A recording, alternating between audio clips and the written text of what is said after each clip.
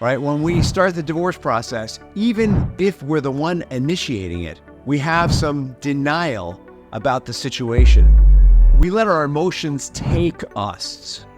We find ourselves riding this waves of emotions. We're overwhelmed by emotions.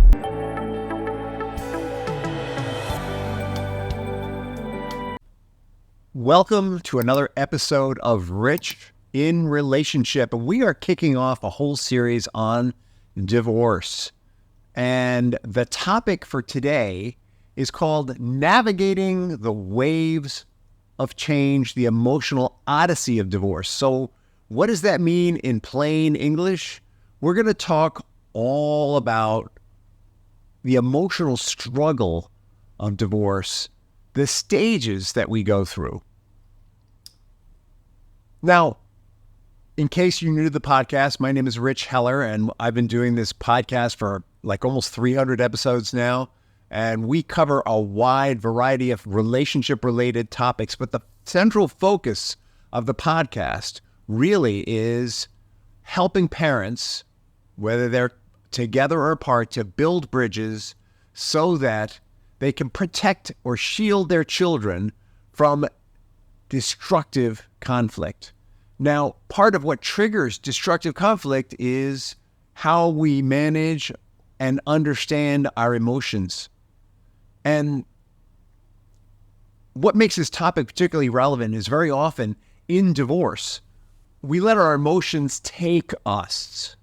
We find ourselves riding these waves of emotions. We're overwhelmed by emotions instead of having the emotions and moving through them in a way that feels like we're in the driver's seat. That's probably the best way to put it. So the difference between being carried off by a wave of emotion and being in the driver's seat and having the emotion as you move towards your goal, the place where you want to be, has everything to do with where you see yourself in relationship to the feeling. When we're riding that wave, when we're in it, we are surrounded by it. It has us. We feel powerless in it. When we're in the driver's seat and we're having the feeling, we're still focused on where we're going. We might even use the emotion to help us get there. And so the difference is that when we're embroiled in the emotion, we can get derailed. And the problem with that is we often have, in divorce in particular, conflicting emotion, right? We just did a whole series on ambiguity and ambivalence in relationships, in marriage and in divorce. And people walk into the divorce process very ambivalent. Even the person who is starting the divorce very often is ambivalent about whether they really want it. They've decided to initiate the divorce because the negatives far outweigh the positives, but they still have some sense of positives. They still have some sliver of hope that they're holding on to for the most part. And so the first thing that comes up for us is denial, right? When we start the divorce process, even if we're the one initiating it, we have some denial about the situation. We have denial about whether it really is a problem. You know, I'll share a personal story if that's okay with you. I've been divorced once, but I started to get divorced in that relationship twice. And the first time that I started to get divorced, I was 5 years into the marriage, and I could see that it just wasn't working, and I really needed to get out. But I decided to call off that divorce to reconcile. And I remember very clearly what happened was I thought, it could be different this time. Maybe I haven't really tried hard enough. Maybe I haven't really given it 110%. I was in denial about the fact that my partner had some serious emotional problems that she wasn't confronting and that I couldn't help her to confront, that she needed to come to grips with on her own. And 5 years after that, guess what I was doing? I was getting divorced again. And even then, I had some denial. Maybe this isn't what's best for the kids. But I remembered the first time around. I remembered how I spent 5 years trying to have a relationship that was best for my children and still feeling like I was failing year after year after year. And so the denial, I moved through the denial with, guess what? The next phase. The next phase is anger, Right? I got angry. I got angry first with myself. I got angry with myself for wasting 5 years of my life. I got angry with myself for wasting 5 years of my kids' life, that they went through 5 years of us fighting and being contentious and being in an unhappy household. I got angry with her. Then I took all that anger, self-anger, and anger for my children, and I blamed her. And that was incredibly destructive. It was incredibly destructive because, first of all, I had responsibility. I chose to stay in that relationship. Second of all, because it created even more of the very thing that I was upset about. And third of all, because anger is a great emotion it's a great starter motor, but it's not a great driving motor. So I know a lot of cars are electric, but for gas-driven cars, in order to get a gas-driven car started, there's a little electric motor that turns it over. So when you hear it go, roll, roll, roll, roll, roll, that's the electric motor going. And then the second the gas catches, the electric motor turns off. And that's really what the purpose of anger. The purpose of anger is to get us out of our denial or our sense of victimization and to get the engine going, right? A little anger. Oh my God, how can I do this? So that we can get constructive, get the big engine going, right? So a way to channel that anger, not challenge, to channel that anger is to focus it into, all right, what positive direction can I take this desire to win? How can I take this desire to win and build some empathy with the person on the other side? How can I take this desire to win and look for what a win might be for them? That's a way to channel it. Other ways to channel it in the moment are to take that anger and get it out of your body. When we're angry, we need to do something physical because otherwise adrenaline hangs out in your body until you use it. So you got to do something to get it out of your body, get it out of your nervous system, get it out of your body, or you would literally toxify and take years off your life. We need to talk about it to process it. We need to practice mindfulness, meditation, or prayer, or all of them, right? That moves us from the part of our brain that hangs out in anger to a part of our brain that's rational.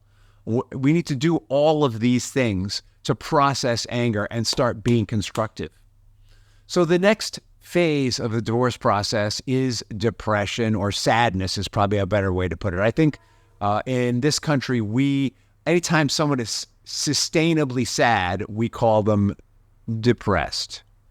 And I want to be really clear that clinical depression is a long-term state of not just sadness, but really emotional oppression, being emotionally shut down. It's where symptoms of it might be we have trouble getting up, or it might be that we're eating too much, or it might be that we're not eating enough, all right? But we're having trouble functioning in some way, shape, or form because of this sense of oppression that's on us. And sadness may be a part of it, but there's much more to it than sadness. And typically, depression is triggered by some form of trauma. It might be repressed rage about something that happened to us, or it might be a series of situations that have brought up anger and sadness and sense of victimization, and then we don't want to have that feeling, so we compartmentalize it. We compartmentalize it for so long, we become oppressed. That is not the same as what we experience necessarily in divorce. In divorce, we might be appropriately sad. So we have a tendency in this country to label appropriately sad or mourning even as depressed. Oh, her husband just died, so she's depressed, we might say. Well, depressed is a misnomer. It's an inappropriate label. Her husband just died, she's sad and she's mourning. Well, in divorce, we need to mourn also. In divorce, there is sadness. And the sadness comes with, when you think about it, the relationship started out with hope, with vibrancy, with intensity, with a vision for the future, with shared goals and shared values. And it ends with divergence and disparity and anger and sadness. And underneath the anger is sadness. All right. And you want to understand, first of all, that this is normal and natural. In fact, if you're not experiencing this, you might have some emotional challenges and you might want to talk to someone about it professionally. It is normal and natural to have some sadness. It is normal and natural to get out of bed feeling a little blue. And some tools for managing this would be, you might want to write about it. Again, you might want to talk to other people about it. Prayer, meditation, mindfulness, also good for this. But mostly, you're just going to want to allow yourself some time to mourn. You might want to create a mourning process, and we're going to do a whole episode on this, but a process where you formally put the marriage to bed or in the grave. You formally release it and let it go. And when we do that, that leads us to the next stage. And the next stage is acceptance. Acceptance is where we accept not only where we are, but our part in it. Acceptance is, yeah, the other person was X, Y, and Z, and I allowed that to go on, and I enabled that, and I am responsible today. With acceptance comes what we like to call, rich in relationship, the stance of accountability. All right, so I want to be really clear. The stance of accountability is a mindset. It's not reality, okay? And the mindset is, if I were in charge of my life, completely, 100% accountable for everything that happened, I am God in my life, which I'm not, but if I were to take that position, how would I have done this? What lessons would I have learned, right? If I set it up this way, there must be lessons I wanted to learn. So what are the lessons that I need to learn? What are the lessons that I need to learn about someone who has an illness that they won't take care of? What are the lessons that I need to learn about someone who's narcissistic? What are the lessons that I need to learn about someone who's an alcoholic? What are the lessons, and why did I choose to be with them? What are the lessons that I need to learn about my relationship with these types of people? Whoever you find you're getting divorced from or is divorcing you, maybe they're divorcing you. What is the lesson I need to learn that they are divorcing me? What is the lesson I need to learn? So it starts with the lesson. And secondarily, what might I have done differently if I had had that lesson in my life? And this is not a, oh, if only I could have. If only I should have. Oh, if only I would have. It's not that. All right? It's more moving down the road as I move into my next partnership, hopefully my final partnership. What are the qualities that I'm looking for? What are the qualities in me that I want to emerge as a result of the lessons that I have learned? It's more that kind of thing. So we're going to want to know, accept our role. We're going to want to learn lessons, and we're going to want to let go. Accepting where we are and accepting what's next is about letting go of the hurt, letting go of our attachment to our stories about it. And let me give you a metaphor. I have struggled with weight a good deal of my life until probably the last 6 years, let's call it.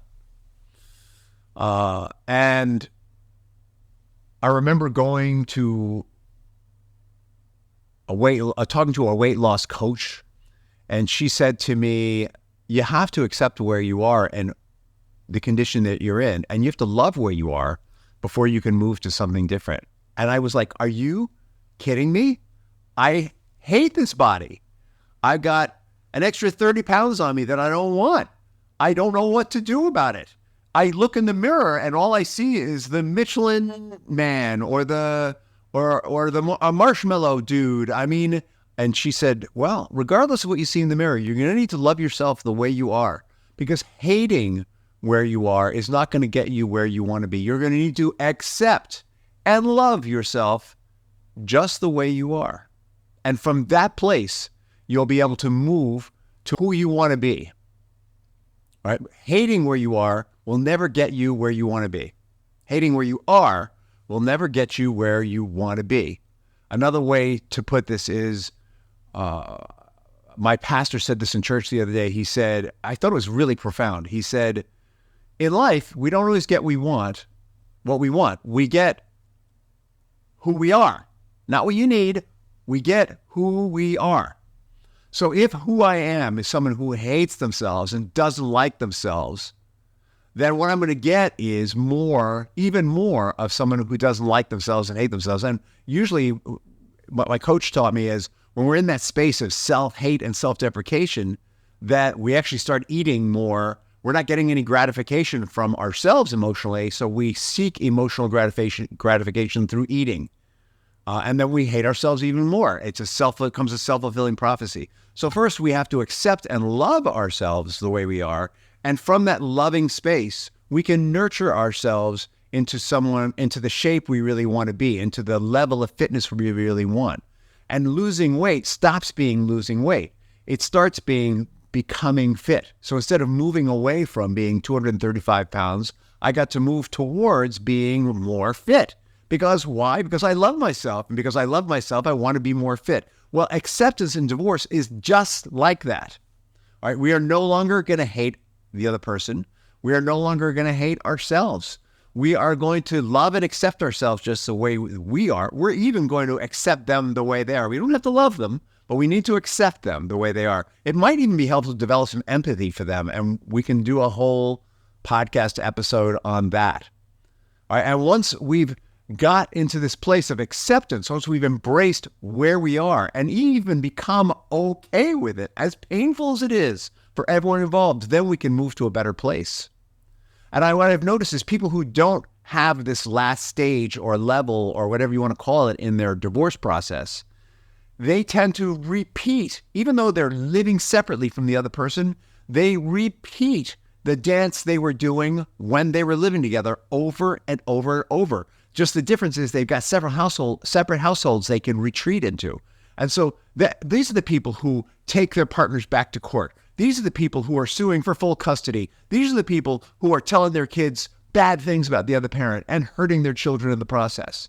And the question is that really who we want to be? The question is that really what we want to do to our children? The answer, of course, is no.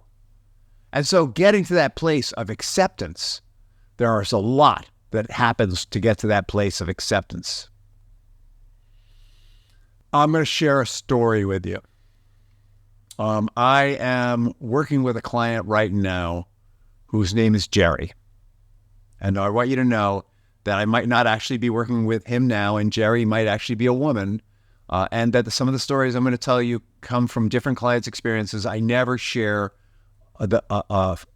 one client's story. I never share anyone's names. What I tend to share are compilations of clients, because if I were my client and I heard my story on my podcast, I'd be really upset. And so everything I'm telling you is truth, but it's been woven together to protect my clients, whose confidentiality, that's the highest value I have. So Jerry's wife, Camille, divorced him a number of years ago. And Jerry is a very devout Christian and worked on forgiving. And they have 2 children together, 2 beautiful children. And what Jerry and Camille didn't do, and what Jerry particularly didn't work on, was accepting Camille the way that she was. He forgave her, but he couldn't accept her. He wanted her to change. And he had opinions about the way that she raised the children, that he thought she was wrong, that her values were wrong, that the way she ran her household was wrong. And what happened over time was that Camille felt so criticized that she sued for full custody. And Jerry and Camille spent hundreds of thousands of dollars after they got divorced fighting over these kids, because Jerry didn't agree with the way Camille raised the kids, and Camille didn't agree with the way that Jerry raised the kids. And so the truth is, there wasn't full acceptance there was partial acceptance. And we spent a lot of time, Jerry and I, working on, we spent a lot of time working on how he was being presented in court and how to craft his emails and his thinking and his mindset so that he presented as the caring, thoughtful, loving dad that he was. And over time, he came to accept that Camille was Camille and she was going to do it the way that she was going to do it. And guess what happened? Eventually, she dropped the suit. Guess what happened? Once there was full acceptance, even though they didn't agree, the suit was dropped. And so you just need to know that when blow this step, the consequences for our children are tremendous, not to mention us. It gets very, very, very expensive. And so I want to encourage you, if you're listening to this and you're thinking about getting divorced, or you're in the divorce process and you haven't got a coach that you're talking to, I'm not talking about a therapist, a coach that you're talking to, I'm going to encourage you to give me a call or reach out to me. Just direct message me and I will get you a free call in my calendar. And let's talk about how you can make it through these stages, because the difference between the work that we do together here and the work that I used to do when I was practicing therapy is that in therapy, we talked about the problems a lot, but we didn't live in the solutions very often. And here we're all about solutions. We're all about what is the fastest, best way to get from here to there so that our feelings don't have us, we have them, and we use them to get where it is we want to be for the sake of our children. We use them to get where it is we want to be for the sake of ourselves. We use them to get where we want to be, even for the sake of the other parent. And with that, please subscribe, recommend this podcast to your friends, and feel free to reach out at any time to me personally. We're going to be doing another 13 plus episodes on the topic of divorce right now, and stay tuned.